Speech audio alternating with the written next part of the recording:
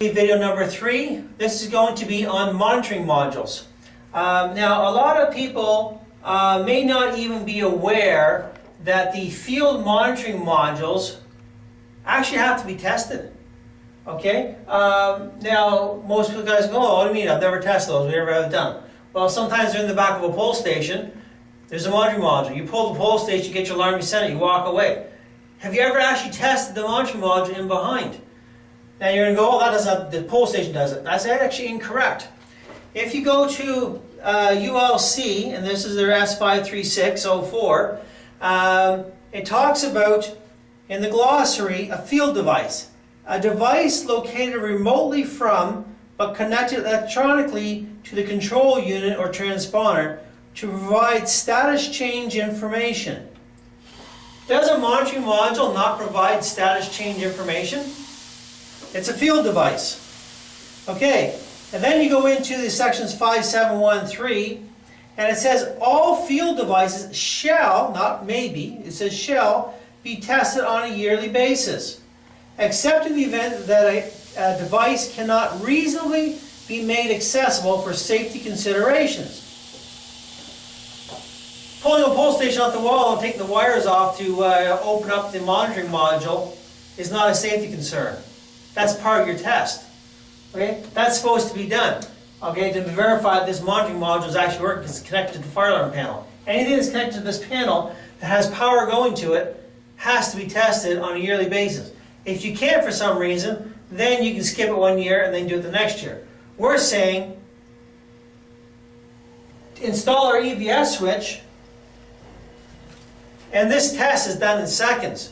No more minutes. Now, I'm not going to go into all the timers and all this stuff. I did that in video 1 and video 2. You can kind of get an idea where we're going here with the time savings. So read your codes. There's actually more in here than you realize. Now, what you don't realize here, it says that cannot be reasonably be made accessible. Well, in the past, some things were no way to make them accessible except for doing scaffolding, ladders, and all that stuff. So now we're saying this is on the market, 2018. You now have a way to make a lot of devices accessible and at ground level and in a safe consideration. You take like a process line, say at one of the car manufacturers. They don't want to stop the cars being done because you have to have a fixed temp non-restorative heat detector in the middle of their processing line. So you can now take this switch, mount it over on the pillar somewhere away from the processing line. You just walk up to the key, turn the key switch in, boom, you just tested your that device in there and the process line kept on going. Huge savings to the customer. So now, let's just go on here to monitoring modules. As I said, you're supposed to test this by opening the wires and verifying that the panel has lost communication to whatever this monitoring module is monitoring. Okay, so that's a test there. Then you have to do the actual device it's testing. Then there's also an end-of-line switch with this device that you're also supposed to do your open, your ground, and your short. Okay, these are all part of the test. So this is one, the device itself plus the ground. That's 3 device tests in one. So now what we did is we combined them. We combined a lot of stuff here into the one switch. So we're going to go on to here now for your monitoring module. All right, so this here is all set up. It says Offside Technologies, better and faster, normal system. Device monitoring test. So it's right here. All you do, you switch it in here, you turn to O to get your open. The panel will go through its cycle, and it recognizes the wire is off.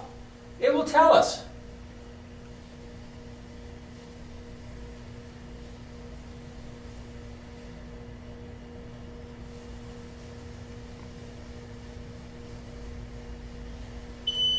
There you go. Turn the key switch back. Your test is now done. That only took a couple of seconds with all the tools and everything. So that's your monitoring module. The monitoring module is basically just a couple of seconds. You've actually tested the device, you've met all the requirements of the code, and you're good. Now you can move on to the next device. I don't think we need to do the timer because again, you'd have to open this up. The guy at the panel would have to, if it was happened to be on a pole station, you have to open the panel up. It's going to go into alarm. He's got to silence it. You have to undo the 2 screws, pull out, disconnect your wire, wait for the signal to go through the open. Then you're going to have to, actually, first of all, you're going to have to push the button in to hold the panel back together so the panel gets back to normal. Then you can remove the wire, wait for the panel to get its open. Once you've got connected wires back together, open the panel, the pull station back up, put it all back in there and do your secure it back to the wall, and then you can move on to your next device. Okay, so that is a lot of time involved in doing that. As you can see, with the EVS testing switch, you just turn your key, turn to O, you're done. If you want ground, the code doesn't require ground, it just says what looks for the open. We can do that. Maybe you'll see we'll add on to the codes you do want to look for ground, but you can do it. And they're not asking for the short, but you could do a short too if it was wanted to see if there's any problems with the device. So all these things can be done. Now, we're going to go on to, well, this is going to be a short video. This is the end of monitoring modules. Thank you very much.